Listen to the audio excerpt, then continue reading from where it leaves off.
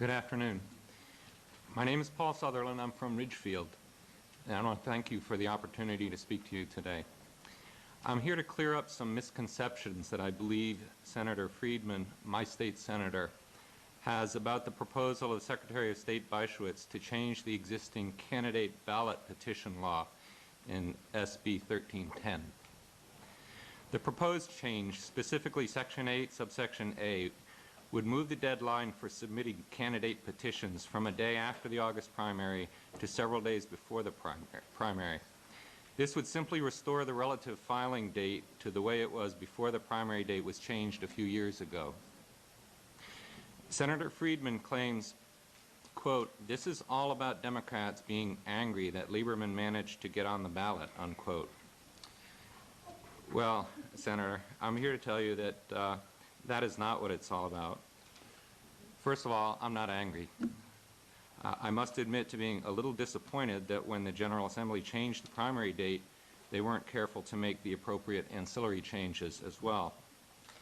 And I would like to suggest that if the petition filing date is changed, it should be tied to the primary date so that the next time the primary date changes, both dates change in tandem. However, what this proposal is really about is full disclosure in politics as opposed to bait and switch. Last year, Connecticut Chief Justice William J. Sullivan was accused of an ethics violation for withholding a Supreme Court ruling in order to help his protege through the appointment process to become his successor. The situation here is not all that dissimilar. Withholding information from the public for political purposes is never good public policy and should be discouraged. Government and politics work best when they operate in the sunshine. Senator Friedman, in her press release explaining her position on this proposal, says that, quote, "Our laws should make it easier for the electorate to choose who they want to represent them, encouraging a wide variety of people to run for public office." Well, let's be honest about this. There's nothing in this proposal that would have prevented Senator Lieberman from running either as a Democrat or as an independent, or for that matter as a Democrat and then an independent, as he actually did. It simply would have required him to declare his honest intentions to voters, giving us a fair chance to make an informed judgment before casting our ballots. I'm sure you'll all agree that an informed electorate is the cornerstone to a strong democracy. So I would ask you to please demonstrate to the voters of our state that you will do what's in the best interest of democracy here in Connecticut and support this proposal. Thank you very much. Thank you for your testimony, Mr. Sutherland. Are there any questions? Yes, Representative Hetherington. Thank you, Madam Chair.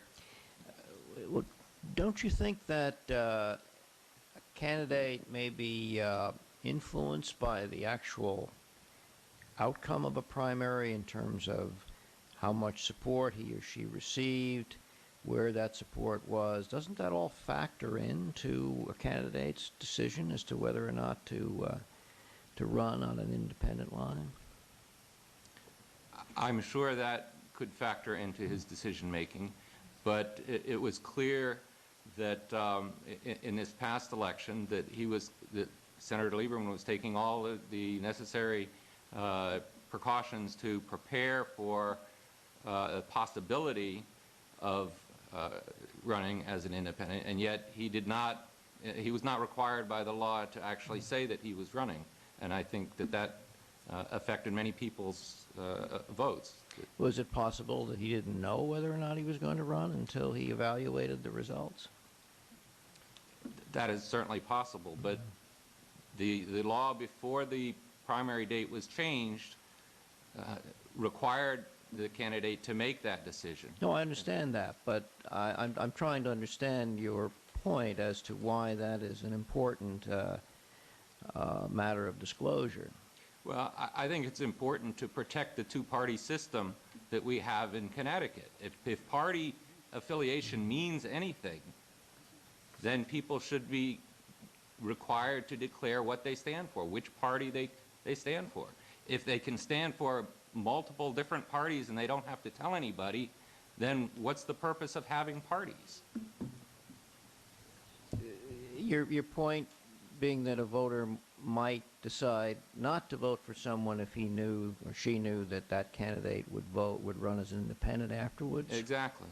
Because that would demonstrate a failure of party loyalty? That would demonstrate that that person is not particularly committed to the party that he's originally running under. Well, just as a final question, do you think that the most important thing is that the voters have the maximum choice, or that we ensure party loyalty? I think it's important that the voters have the maximum information and that party affiliation have some meaning. Okay, thank you, Are there further questions? Madam Chair. Yes. Are there further questions? Okay, thank you for your testimony today. Thank you. Next up, we have Jan Murtha, followed by Anthony Esposito.